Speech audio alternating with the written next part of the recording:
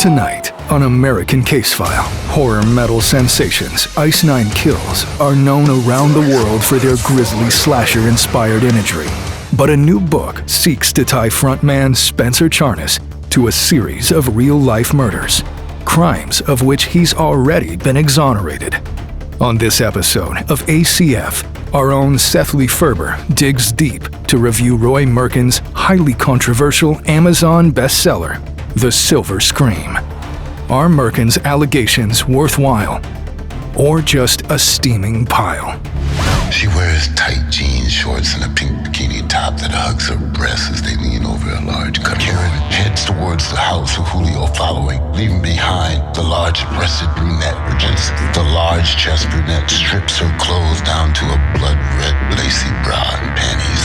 Karen does the same. She gasps, struggling to draw in air just before a knife stabs down into her chest. The blade rains down on her as blood splatters around the living room. Moments after the shadow man gutted Karen from breast to breast.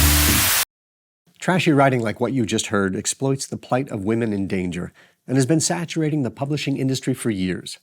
There's nothing new here. But this so-called true crime novel by Mr. Roy Merkin, a schlockmeister posing as a legitimate journalist, is the worst of the bunch. The Silver Scream, available wherever books are sold, signifies a new trend in literature that we'll be exploring on tonight's episode of American Case File. But let me give you a taste. Never has a book been so obviously written by a privileged white man whose only goal, it would seem, is to subjugate women, telling them to get back in their place. And in this case, that place might be a shallow grave or the dumpster of a 7-Eleven. This book is a typical mad slasher story that offers nothing to further what was a gruesome and horrific tragedy that claimed the lives of many innocent people. Now Mr. Merkin is simply twisting the knife in the backs of their families. This is nothing to be proud of.